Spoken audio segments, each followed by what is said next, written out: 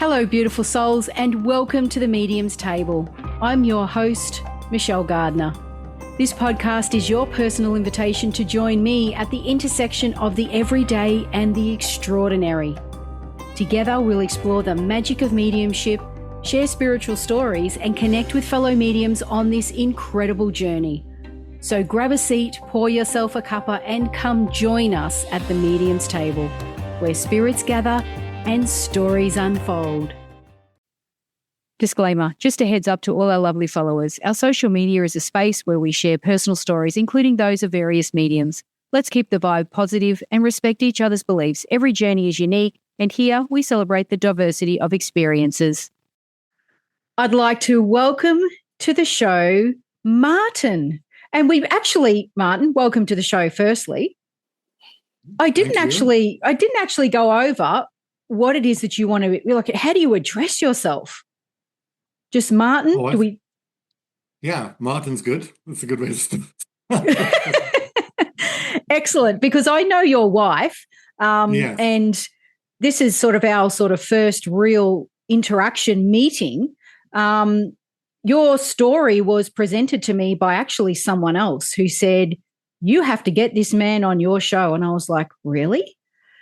And I knew of you, but I didn't know you. And then the story started to unravel. So, Martyn, please share with the audience a little bit about what it is that you do before we get into the real good stuff.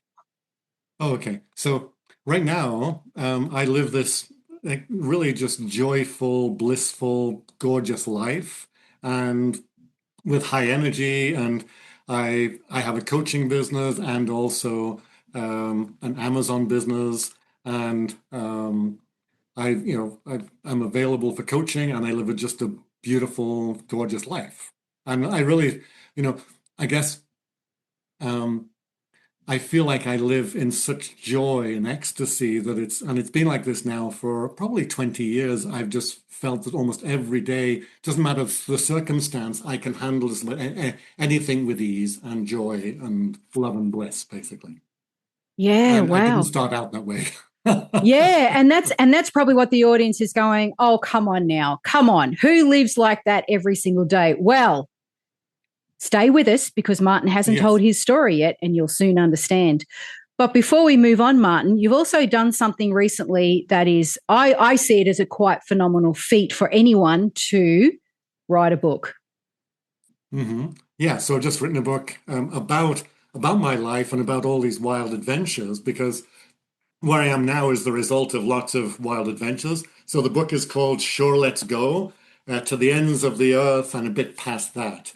So it goes, so as you'll hear in a few minutes, North Pole, South Pole, Everest, extreme expeditions, just wild, wild adventures, and then into the beyond, into the more mystical aspects of life. Yeah. Can you just show the audience how thick that book is?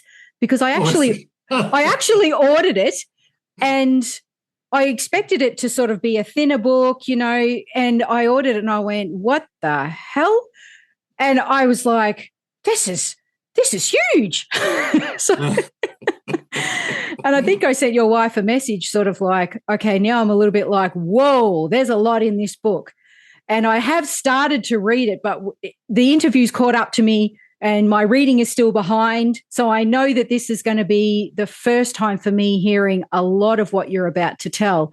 I haven't had a chance to read through it all yet, but from what I have read, I'm a little bit like, who does this? And how does this happen to you over and over again? Like all your little adventures and mishaps but most importantly, learnings. Mm-hmm. And I can see how they just branch out to other areas and other things and other ideas and crazy things that happen. And I can see where that started and how, I'm just like, whoa, okay, this man has already lived a full life. And I think I'm still sort of relatively in the early years of your life in that book. So I can't imagine what blanks were filled in from there on in. It's incredible. But by all means, let's cut to the chase. And I'd really love for you to share with the audience and me how on earth did you get to where you are today? Because from the brief description your wife sent me from the beginning, my reaction back to her was, where have you been hiding this man? And how did I not know this? And I've known your wife for a little while. It's like, you guys are so humble. Like, this is like, wow. So please, Martyn, share away, Okay. because I'm all ears. Okay. So maybe I'll just sort of I'll touch on a couple of the sort of the accomplishment type thing, then I'll go back to how the accomplishments happened. So, if you look at the resume, I've led expeditions to the North Pole, South Pole, Mount Everest. I'm the first person in the world to lead expeditions to the three extremes, right? And I've done numerous other of these wild expeditions, but really the driving force for all these was really massive curiosity of what's possible and what's next. And that then led me into, okay, so having done this, what's possible, what's next? And then that led me into the more mystical realms of life, and then off to India to become a monk, etc., etc. And then from that, I end up where I am today. But now let's go back to the very beginning. And so I'm in Liverpool now as a kid. And my parents, if the weather was bad, we get sent to church. If the weather was good, we'd go out in nature. And so starting in for age 2, I was going out in nature. And by the age of 12, I started going off on my own and doing different things, and started rock climbing and things like that. And when I'd come back in the city, I'd get on a bus, and I'd been out in this having a great time with friends, and I'd get on the bus and I'd look down the bus and there'd be 40 people with blank, dull faces. And I would look and go, oh no, do I want that for me? There has to be something better than this, right? So it was like, no, no, no, I don't want to go there, right? And so I was really just looking for excuses to get out in nature. And at that point in time in England, in school we were in school, Christianity was part of the curriculum. So by age 14, I was saying this, I can't subscribe to this. Nothing on this makes any sense. And I was also interested in geology. So I said, we are, if you look at geological time, we're a grain of sand in the passage of time. So it doesn't matter what we do. So it doesn't matter what we do. Let me have a good time, right? So that was sort of, let me reject Christianity and reject everything else and become a rabid atheist and gallop off into just doing what I want, right? So then by age 16, I was now heading off to the Alps with my parents, and I saw a mountain guide and saw the mountains. And I said to my dad, Dad, I want to become a mountain guide. And my dad said, you're born into that profession. You live in Switzerland, you live in the mountains, your dad trains you. We're from Liverpool, that's not possible. And so, and this is where, again, this ties into the whole mystical aspect of things. There's a part of me that just hung on to that. And lo and behold, age 22, I'm now, between that age and 22, I've gone off to South America and done some climbing. I've become a teacher. Now I'm teaching a little village in the Yukon, and I get a phone call saying, we need a mountain guide in the Yukon, and we know you're a climber. Would you work for as a mountain guide? So this whole idea of when we seek things, the path to them is not necessarily this logical straight line, and very unfortunately, but it can take us halfway around the world, and it can take us into totally other fields and different things.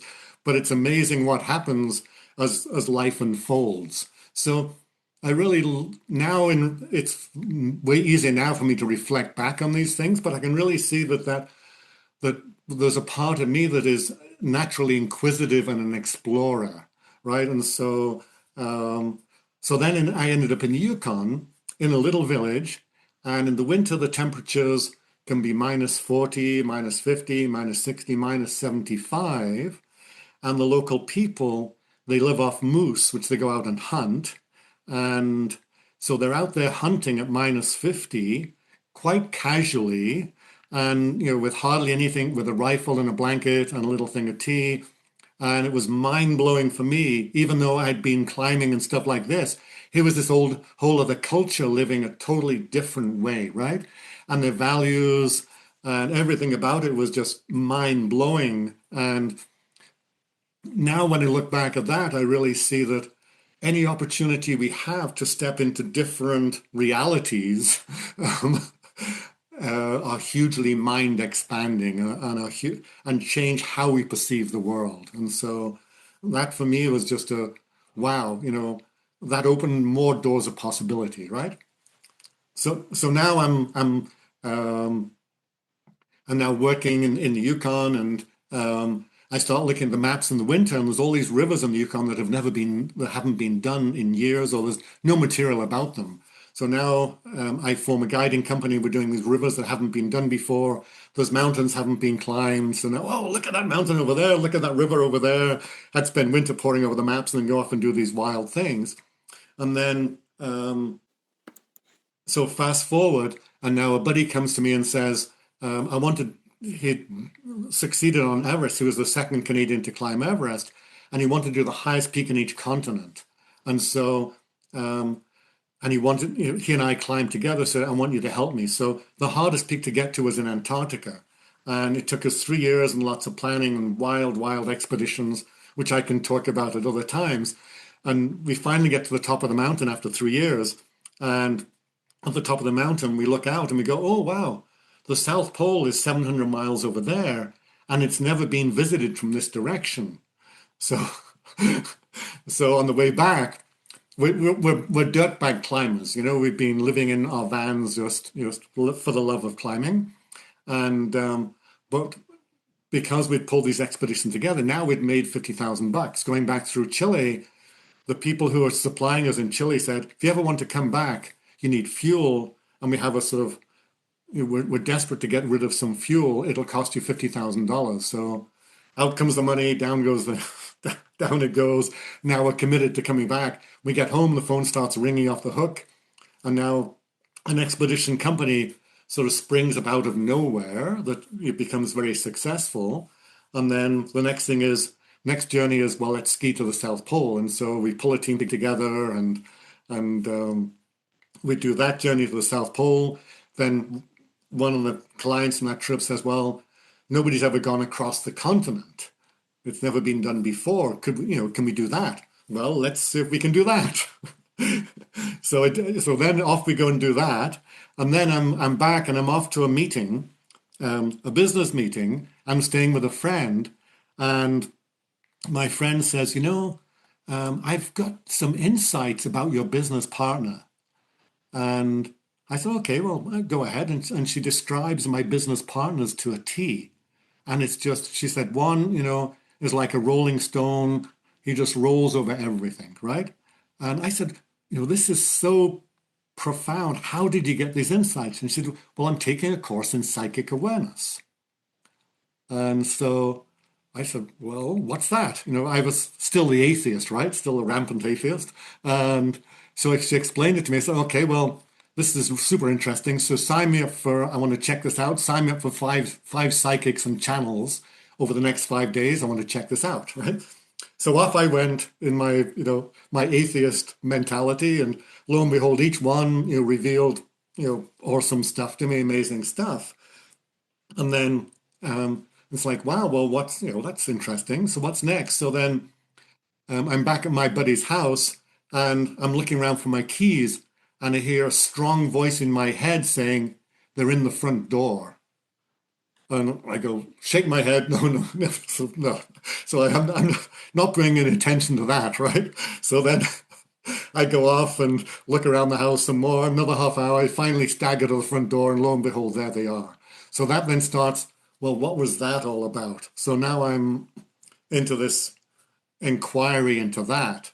And one of the first things I do, I go off to, there's a friend of mine in Colorado who is quite wealthy, and she's established a ranch where there's a Buddhist monastery, a Hindu monastery, a Catholic nunnery, etc. And she invited me to come down. She said, I explained, hey, I'm having all these wild experiences. So she said, well, here's a drum, and go off into the hills for 5 days, and beat the drum. And, I'm sending you off on a Native and North American vision quest, right?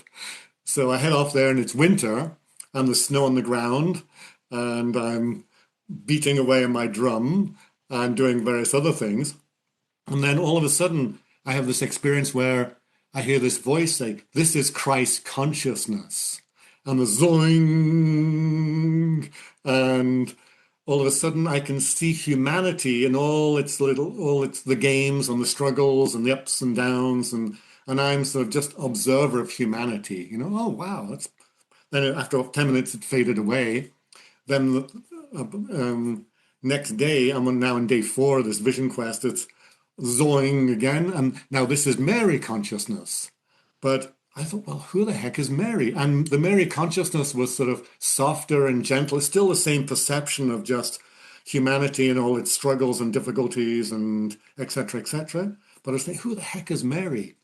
So when I got back, I asked, the lady, and I said, I had these experiences, and she was, really excited for me. And then, but she said, well, I don't know who Mary is. And she said, well, it could either be, Mary, the mother of Christ, or Mary Magdalene, right?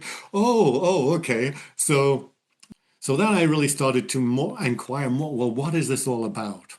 And I was then asked to go off to guide on Mount Everest, and I had a whole experience on Mount Everest that also shifted my perceptions. So I'll tell that story right now too, as we're just on a roll here. So on Everest, so I've gone to Everest, and I've been wanting to go to Everest for many years, right? And finally, some clients come to me, but I'm a poor climber, guide, poor, living sort of hand to mouth, and some clients come to me and say, "We want you to take us to Everest. We trust you. You've guided us elsewhere." So I say, "Okay." So and I bring in 2 other guides, and on Everest, this is in the early 90s, before it gets super professional and super organized, and we were really one of the pioneers. So our role was to really be logistics for the whole team. We had Sherpas helping the climbers, and we were running this very complicated logistics setup, right? So 5 of the climbers got to the summit, and then it was my turn. So I headed off one night, and I'm going up this face called the Lhotse Face towards South Col. And about halfway up the Lhotse Face, I get diarrhea, and I'm wearing a one-piece climbing suit, which was a bad choice of clothing. So I have to strip off, I'm dangling. I still leave my harness on and clipped onto the rope, go to the bathroom, but I'm determined to go on, I'm not going to give up, and put everything back on, and back up I go. And half an hour later comes again, but I'm determined to go on, go a bit. Then the third time I start to vomit as well. And at that point I sit down and look out, and here I am. It's just beautiful. The stars are out, the moon is out, these peaks are just glistening with all this light. And I just fell in, I just started yahooing, right? I'm just shouting Yahoo at the top of my lungs because there was just this incredible beauty. And I realized that, wow, I'd been so driven by the goal that I hadn't seen, I wasn't aware of this beauty that was there, right? And all the way down the mountain, I'm yahooing. And I get back to my camp, and my buddies are there saying, "Oh, you must be feeling really disappointed." I'm saying, no, it's just, I feel great. And so that then was almost like a turning point of how come I didn't go into disappointment? How come I went automatically into this other space, not into a disappointed space?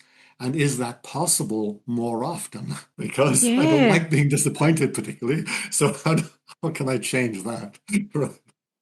Yeah. And can I just ask, Martyn, when you were unwell, was it the altitude? Like, what created that, or was it just a random illness?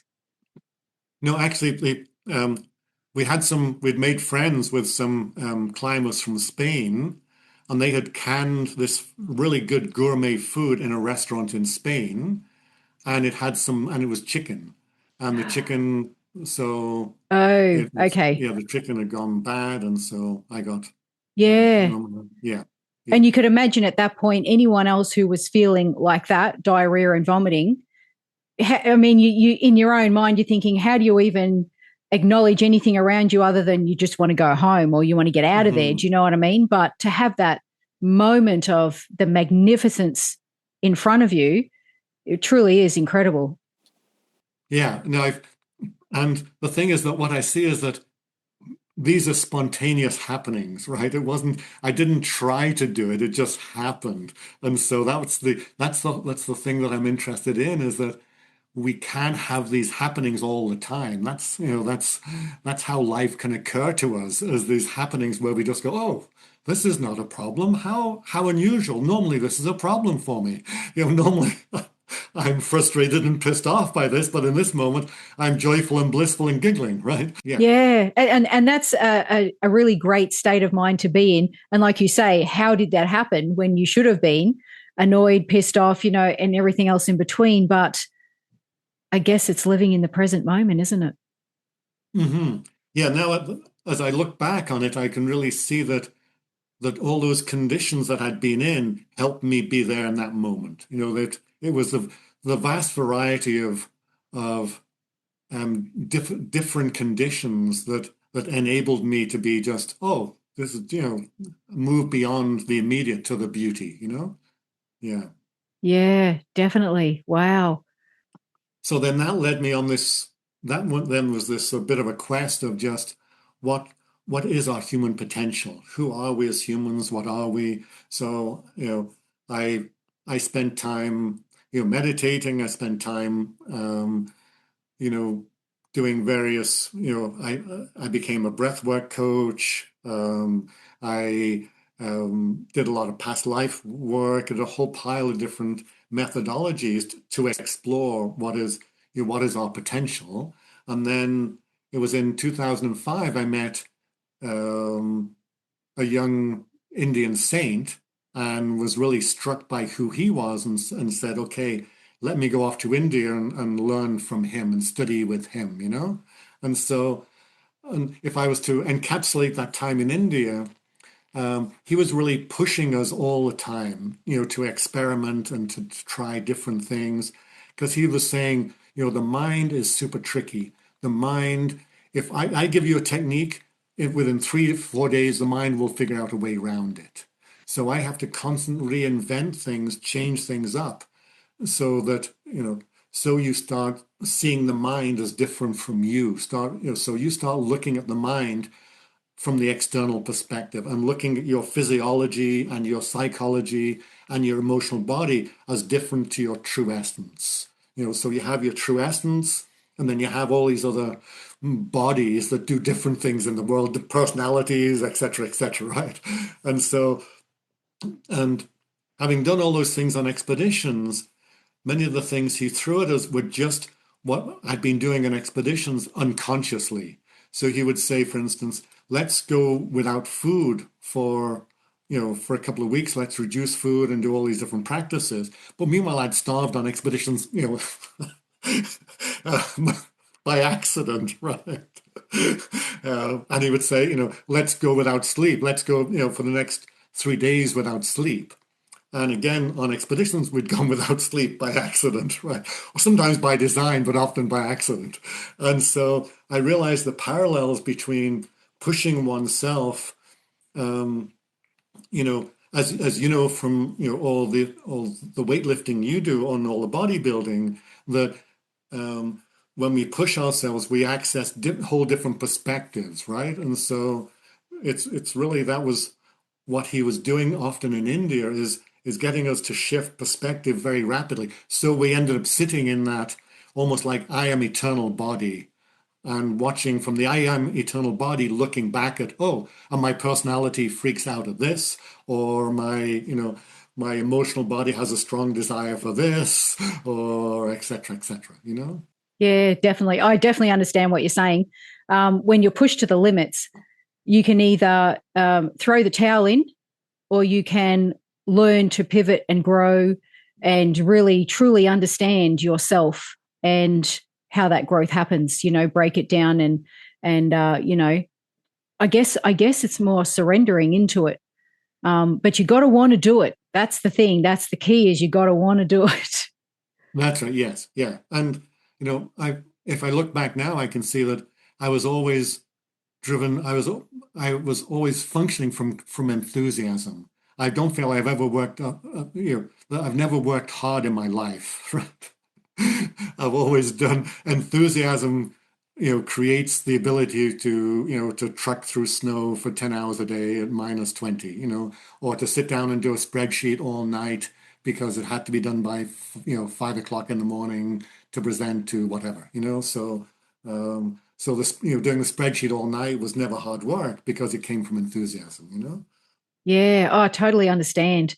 And I take my hat off to you because, going without any sleep and without food. I mean, I've done that as calorie cutting when you do compete, as you say. It's a different time. I mean, I didn't have to deal with the cold so, Yes, that's or right. anything like that. That's a whole nother ball game. But when you go into a calorie deficit, I grow another head, and it's that head. Mm. That's a mean side of me that I don't want to bring out.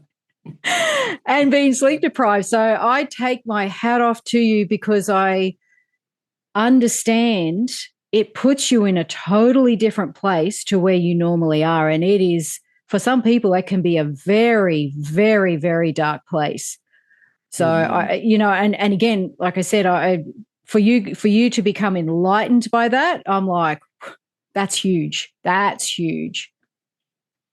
So now, if again, sort of back to my story now, then, so now I'll give you an example of so now I see this whole idea of the spontaneous response. It was a couple of years ago, Maria and I were walking down a road at night, and a car came down the road and driving fast, knocked me over. I landed on top of Maria.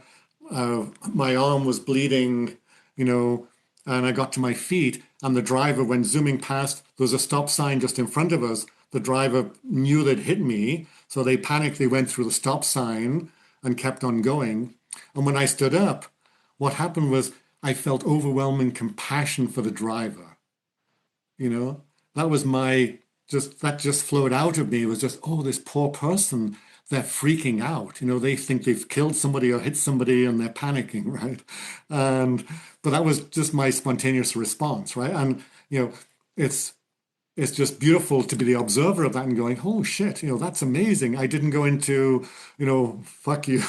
Excuse me for swearing, but, Yeah, all the swear words that could come up. Yeah. yeah, totally. And people would be vengeful, angry. I'm going to find that person. They're never going to Hmm. live this, to the ends of the earth.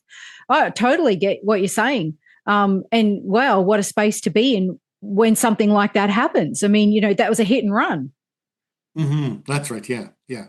And so, and I feel, so I feel like, that's my life has got me there. These various events in my life have got me there, and my inquiries, and so now as I look back, I really see that just asking what is my potential, what's next, what else, what can I do in this situation, what's possible. Those questions are really, I see the universe unfolds for us when we ask those questions. Oh, definitely. It becomes very big and expansive. Um, it's almost like a whole nother universe opens up on top of that, and it's endless. There's no Yes. Yeah. boundaries. Yeah. Yeah. Yeah. Wow. So is that where you've got to today in your life, or is there more? Oh, so now, yeah, so now it's like, okay, so what's next, right? And so, but when I ask that, my inner voice just says, radiate, be blissful, radiate bliss, right? As foundational. That's sort of, so just whatever I'm doing, always, just keep on checking, am I, or just I'm in that space, right? And so I feel like but then also, so um, meanwhile, my creativity is, the creativity is running, and so I have various projects. One is when I go out in the mountains. I live close by there's canyons, and there's like 1,000 foot a cliff close by, and there's various routes up this cliff that are scrambly, you know?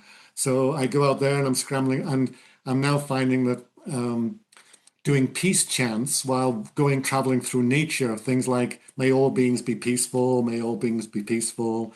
So I've been recording those and putting them on YouTube and things like that, you know, just as sort of, just to encourage other people, you know. Oh, And fantastic. We'll have to make sure we share that. I love that. yeah, and then I'm now coaching too, and so you know, and the coaching is super rewarding, you know, and it doesn't really matter where people are at, you know. Often many of the people I coach, you know, have not even entered any aspect of spirituality or those sort of consciousness, but they're often, you know, they're looking for help, and so I can help them from A to B a little bit, you know, and then yeah. Yeah. So I just want to clear up for the audience because I'm not a religious person at all. We were never brought up with it. When you say spirituality, what exactly do you mean by that? It's not religion, is it? No, no. So I would say it's a space of oneness where one feels one with all, you know? Yeah. So Yep. yeah, Yeah. that's how I would define it. And so um, you know, again, depending, so in the, you know, this is my version of the story. So in the spirit world, or there are many spirit worlds, right? And, you know, Native American people have spirit worlds, various religions have spirit worlds, you know, psychics and mediums, and, you know, there's angelic realms, there's all the different realms that one can enter into. And I've met people who, you know, specialize, say, you know, this is my realm I'm comfortable with, that other one not doesn't interest me, or this process is my process, or this methodology works for me. And so there's many of those methodologies out there, you know? And Yeah, so absolutely. Yeah. And I love how mm, you say how you say I'm laughing but not laughing, you know, and then what's next and what came after. I just think, is it not enough that you've done Everest, you've gone, you know, from the South Pole to the North Pole, you've done all these crazy rock climbing, and I just think, and you're still saying what's next? I'm thinking, is that not full enough? like isn't that enough? well, I mean, there's always more moments, right? And so, yeah. Yeah. And And so, and I yeah. love the how you trust when you you know you met this, you said a saint in India. It was in India you met the saint. hmm And you know, I met him actually in the States, but he was in, you know, he was from India, so I went off to oh, India. Yeah, yeah. okay, yeah, and you trusted him. Do you know what I mean? So many people would have gone, hmm whoa, red flag, red flag. You Yes, know, that's right. Yeah, yeah. yeah, I mean, But and that in itself is huge, to surrender into that and trust someone enough hmm to take you to their country. I mean, obviously, you would have hmm told people where you were going, but do you know what I mean? Like that sort of, these days, there's no trust there. hmm So, hmm and how long ago was that? I met him in 2005, and so I was in and out of India and doing things with him till about 2015 when I met Maria. You know? Yeah, yeah, right. So that's it's quite early. We would have been no internet then, would we? No, Yeah, no, we had internet. Yeah, we we could. did. Yeah, that was yeah. Okay. Yeah, right. Wow. Mm-hmm. And I mean, like I said, that in itself, to trust that journey and that person and the Mm-hmm. process, even, you know, and then to go on so you were on a tour and, oh, let's just ration our food out and not really eat. Let's not sleep. And I just think, all right, I would have been tapping out. No, sorry. Whoa, let's just back that up. But like you say, and it's funny how you can look back now and see that your life's journey and all the adventures you went on had trained you or helped to train you for that moment in time. That's right. Yes. Yeah. Exactly. Yes. Yeah. That it And was. Yeah. Even say even in India. So I'm in a culture that is very different. Everybody speaks a language I don't speak. The way that people interact with with foreigners is some cultures are very welcoming to foreigners, and the culture in South India where I was sort of ignored. So I was ignored, and here's 200 people speaking a local language that I don't speak, ignoring me, and it would have been easy. So there's lots of triggers to what am I doing here, et cetera, et cetera. But having spent time with the Indian people in the Yukon, with the Sherpas, those all help me understand. Oh yes, this is it's just a new situation. What am I here for? Let me focus on what am I learning? What am I getting out of it? Yeah, yeah. I love how you've trusted the process throughout all of it. I mean, a friend says to you, "Hey, let's go and do this expedition," and you're like, "Oh, yeah, sure, let's plan that." And I just think, any other, I want to say normal person because I know you're normal, but any other regular person would have gone, "Are you insane? Like, why? Why would we do this?" You know what I mean? And I mean, just listening to what you're saying and the rock climbing and I'm exhausted. I'm like, oh yeah, no, that's a lot of work, and for the length of time to get that organized, and you're really invested in that. Do you know what I mean? You're totally on board, and that's in itself is a massive commitment to someone else's suggestion of let's go and do this. Yes, that's right. He must have been a really good friend. Really good. Yeah, that's right. Yeah, he was. Yeah, but the project itself was fascinating. So that's part of it. Also, is just wow. This is just a huge nut to crack. Is it possible? So and that's what I've been. If you look back, I've been doing that regularly, looking at the map and going, is that river possible? So then I'd, sometimes, some more wacky stories on that line. So I'd look at the map, and figure this river hasn't been done before, or this river, part of it has been done. So I'd ask local people, did they know anything about it? No, they say there's a waterfall on the river. So let me look at photographs. So I find the waterfall on the river. So let me hire a plane. We'll go and fly over the waterfall. We'll look at, oh yeah, that looks doable. Now we're on the ground 6 months later and we come to the waterfall. It's like, oh, what looked good from the air is now. And so one little story there is that on that particular river I'm speaking of, it's called the Primrose River. It's in the Yukon. The clients had never canoed before. So we hiked over the mountains for 5 days. We get to the canoes. We have the canoes dropped by plane, flown in and dropped. So we teach canoeing on the lake. So now they have their lake skills up. Then we go down the lake to the river. Then we teach river skills.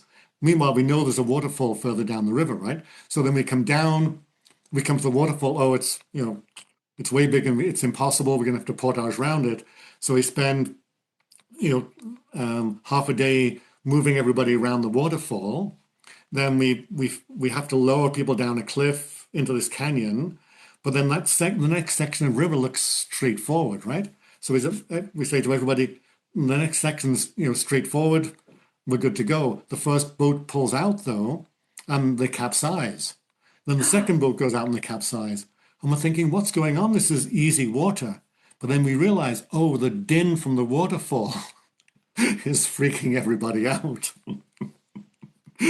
So let's come up with this plan B, right? We're already on about plan 9 or 10. So let's move to plan 11. So yeah. Wow. And here I am thinking when you're saying, oh, we flew across it then we went on the ground. I'm thinking, oh, it's just you maybe and someone else. This man's got a death wish. And no, you're taking people that aren't trained, that you had to train on this adventure. And I'm like, okay, that's a whole nother level of because they must have been desperate for adventure as long as I was almost having anxiety listening to you tell that story. I'm like, I could do that. I'd be like, oh, no. Whoa. And but I take my hat off to your creativity and your keenness to get out there and explore because, like I said, some people might be thinking, this man has a death wish. That's right. But clearly a higher source says, not today, Martyn, not today. That's right. Yes. Yeah. Yeah. Exactly. Yeah. And Ah, wow. and as also now as I look back on those, here I was, sort of saying, I'm an atheist, etc., etc. But now I realize that often I was making decisions from intuition, Yeah.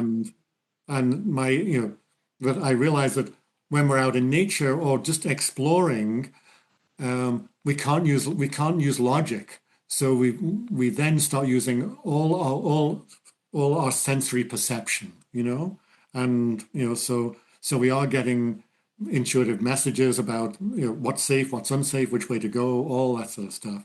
So we become highly tuned to nature, Yeah. in those And times. during that adventure, were you already tapping into that oneness? Like, were you already there, or was this pre sort of, going through that sort of that, I guess, what would you call that, training or learning? Yeah, so this was all pre, but I still I see that it was um, that this was leading me, that this was part of Yeah. the path is to lead me to where I needed to go, that Yeah. that, there was a force behind it guiding the whole thing, Yeah. And you could almost say then that there is a divine plan that we don't always know is Hmm. unfolding before us, preparing us Yes, for more, for more. So, in all the that's right. challenges that you were faced with during the course of that time, like you say, pre all that other, Hmm. the spiritual learning, you were Hmm. being prepared. Hmm. That's right. Yes. Yeah. Yeah. When at the Yeah. time you're probably thinking, well, this is challenging. Well, this is, this is an adventure and a half. But oh no, it's Hmm. all part Hmm. of the training for the higher purpose. That's right. Yes. Yes. That's right. Yes. Yeah. Wow. And that's some intense Hmm. training, I'm going to say, some intense training. So, I've got a question for you because I am absolutely, and this is totally probably off the subject, but it's my own curiosity. I cannot stand the cold. How do you stay warm and tolerate those freezing conditions? Like how?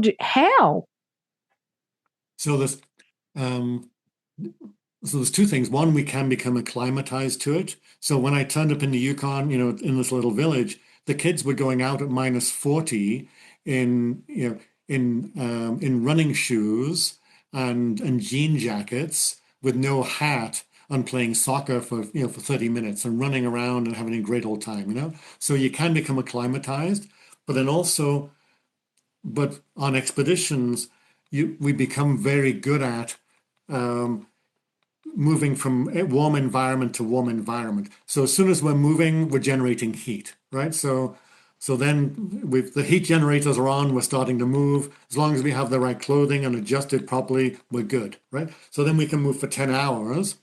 Then the transition from that to being in a warm tent, or in the morning, same, those two transitions, they make or break the experience. And so as you get better and better at it, you arrive at camp, everybody, where you're going to camp, everybody knows their role. And you go 3, 2, 1, go, right? And one person, pulls out the tent, other one jams the poles in, somebody else, unzips the door, somebody else throws in the sleeping bags. We need snow because we have to melt the snow because everything's frozen. Melt snow for water. So somebody else is off collecting the snow. That goes in the tent.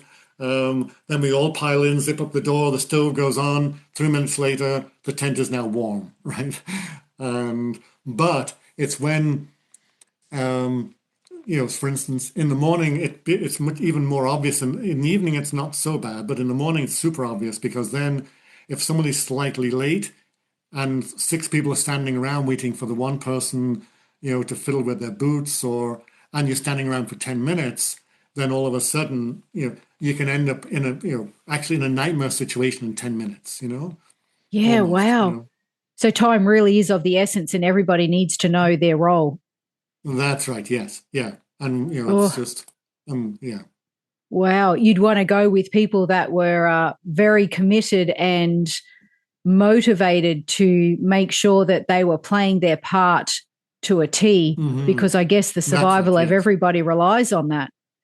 That's right. Yeah. And so it's very much a team. It becomes hyper focused on the team effort, And if one person is slightly more narcissistic, that's going to cause, it's going to cause problems.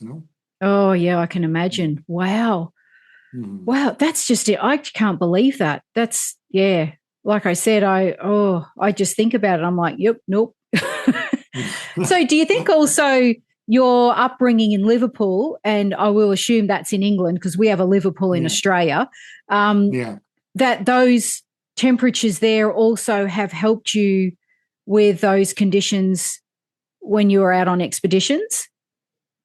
Yeah. I mean, because Liverpool and Wales can be cold and pretty miserable. So just around freezing, rain, high humidity, those are conditions that um, anywhere in the world in those conditions, they're some of the toughest conditions. When it gets super cold, you know what you're dealing with, right? Super heat, you know what you're dealing with. But hypothermia is classically prevalent at those temperatures, things like that. So when you get good at functioning in that sort of wet and cold, if your observation of what works and what doesn't work becomes really refined. You become really good at, oh no, this is, we have to change things around. Yeah, yeah. And when you're talking about the temperature, you say like -40. Is that Fahrenheit or Celsius? Actually, at -40, they're both the same.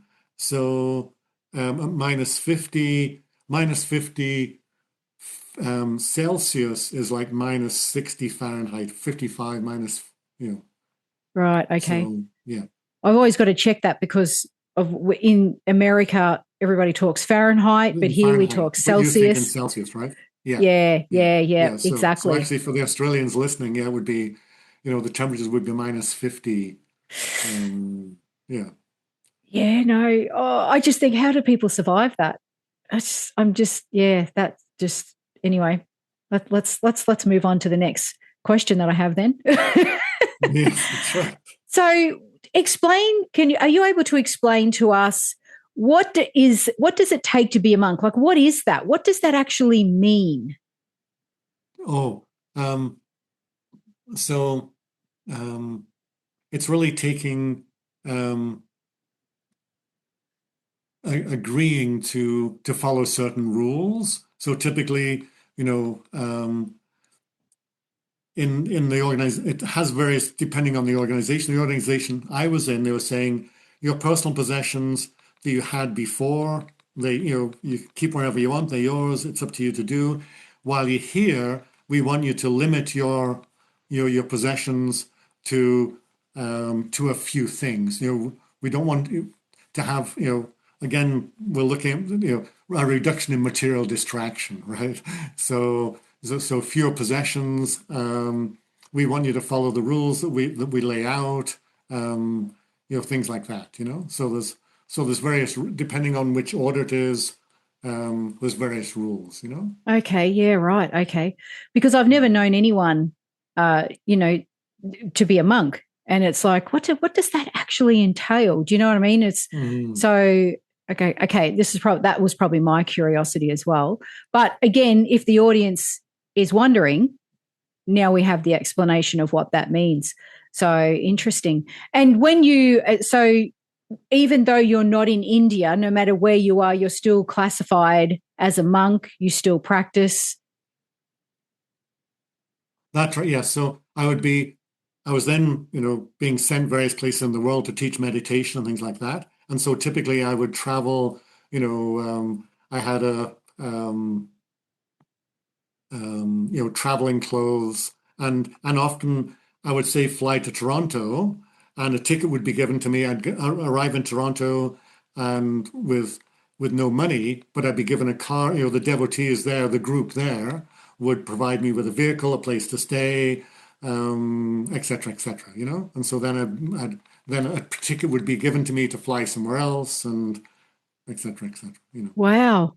So imagine Mm. that, viewers and listeners, that you get to teach meditation across, the world, wherever that plane takes you. I mean, that in itself is incredible. What an incredible life to teach that. Mm-hmm. So can you teach that when if someone is listening to this and they say, well, I would like to learn that, do they have to be there in person, or can you do this over Zoom? Do you take groups over Zoom? How does that work? Yeah, now a lot of stuff is done over Zoom, so right now, yeah, we do lots of stuff over Zoom. Okay. Yeah. So because I'm really curious about this, and the reason being, we have a lot of inquiries from people wanting to learn more about this sort of, with different interviews that we do. It attracts different people sort of who can resonate with it, saying, well, how can I learn that? And I'll get a lot of emails, and it's good to know who to send them to and who Mm-hmm. is a good source of information for that particular person. So if someone was to contact you and they were looking to be a medium, or what is it that you are actually producing, or helping that person to become? So obviously, to start with, there's meditation. Mm-hmm. Yeah. So really, I look at it as um, I can provide sort of signposts on the road to higher consciousness, Yep. and signposts and guideposts, and so um, and it's everybody's path is so unique that I can say, hey, here's some meditations, and after that, let's discuss what are you learning from the meditation, what's your interest, and then we tuning in to get guidance on what the next step is, etc. So it's very much I it's important people to find their own, we do best when we find our own journey from my perspective, Yeah. and there's lots of signposts that various people can point out to us. Yep. I love that, Martyn, and I'm so glad that I asked that question and you have answered that. Oh my gosh, so openly, and addressed the uniqueness of everyone. I will actually be contacting a few people back, because this is something that I myself find that there are so many governed rules, or you're learning one way, but it's not. And it's funny, I can't even begin to describe this whole interview that has transpired has been correlating with conversations and situations that have happened in the last 2 days. And some of them literally this morning, I mean, you weren't privy to any of this. And literally this morning, I was in a Zoom practice, and there are some of the things that you've touched base on. And I'm sitting here as I'm listening to you going, we just spoke about that this morning. God, someone just said that this morning. We had a conversation about that yesterday. It's just phenomenal. And we also spoke about the fact that many teachers will teach you one way, and it's up to you to make that fit. And Mm-hmm. I love the fact that you've addressed the uniqueness of the person, where they're looking to go, all of it. And a lot of people, to start with, don't know how to still the mind. So meditation, for all of you listening out there who may have tried it, Mm-hmm. it's a learned process, Mm-hmm. and you need a good teacher. Mm-hmm. Yes. And just chatting to someone randomly will not fix that for you, or help you, or make you understand it and just slip into that state of oneness. It's a process. Mm-hmm. Yeah. I'll, again, just from having taught lots, thousands of people meditation, one of the things I really like to look at it as, if I'm asked to describe it, it's really like we have a t-shirt, a white t-shirt that has these blots, but blots of life on it. So here's where the dog bit me, at age 5, and then this is when I was rejected by my first boyfriend or girlfriend over here, and then over here is when I fell off the bike, and all these different things, which then include also our habits, smoking habit, other habits like that. All these stains on the t-shirt, and meditation is like taking the t-shirt and dip it into very light acid. And each time you dip it in and pull it out, so I'll give you a classic example. I'd be teaching meditation for a weekend meditation to 100 people. On a Monday morning, I would often get a call. Um, Typically, one out of 100 would have this experience. They call me up and say, I came to the weekend as a smoker, and I had no intention to quit smoking, but this morning I don't need to smoke anymore. And this. there's a internal shift that just displaced there's the linkages of the habit, which is the little spots on the t-shirt that all of a sudden dissolve, right? And so Yeah. some things we have these just breakthroughs when all of a sudden a big spot on the t-shirt dissolves, and then other times we're dipping, dipping, dipping, and nothing much is happening, right? And we're going, when's the t-shirt going to get clean, right? And then all of a sudden, boom, we get oh wow. Or I also see that our mind doesn't notice the changes. It's often other people who notice the change. And so we have to be super aware and helpful for ourselves in this journey of noticing. And so tools we can use to notice that we are changing, because literally the blotches are going away, but we still think, no, nothing's changed, Yeah, I love that. And that's a really great explanation on how that process can work for people. And for anyone listening going, oh, it can't be that simple. You know what? It's as simple as you make it. You got to turn up. You've got to do the work. Mm-hmm. And if you're not prepared to do that, then be prepared to hang on for how many more years to your own rubbish. You know what I mean? So to speak. That's right. Yeah. Your own issues. So yeah, look, I'm totally on board with what you're saying. And until you've experienced it and you understand, you can never understand. You know what I mean? You've got to go through and do the process. I love that. Oh, I love that, Martyn. So what is the name of the organization or your business that does this? Oh, it's called Enlightening Adventures. Enlightening Adventure. Okay, yep. Because I'm thinking to start with, when we first did the interview, that may be like a trekking expedition or yeah. Oh, I see. Yes. But yes. No, yeah. But okay. the adventure of the adventure of life. It's the inner journey, Yeah. So there's inner journeys and outer journeys. And so having done the outer journey for a while, now the inner journey is, so fun, Yeah, exactly. And for a lot of people who might think, I don't want to address some of my issues, well, then life is going to go on exactly as it is for you right now. It may be uncomfortable. It may be very unpleasant. You're continuously pushing things down and not wanting them to surface. Is that living? Is that really living? Is my question to you. And how many more years do you want to put up with this? How many? Yes. When you could be free of that. Yeah.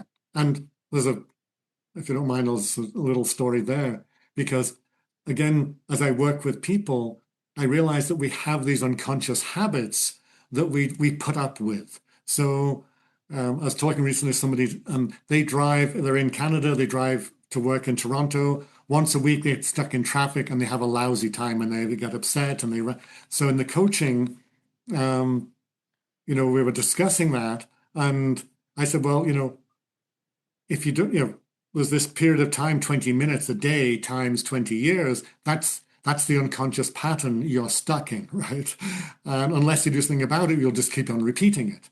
So what are the options? Have you thought of learning Spanish or another language or listening to music, And so finally they got inspired about something or other. They called me up and said, hey, now I'm listening to music in that 20 minutes, and that 20 minutes is now fun.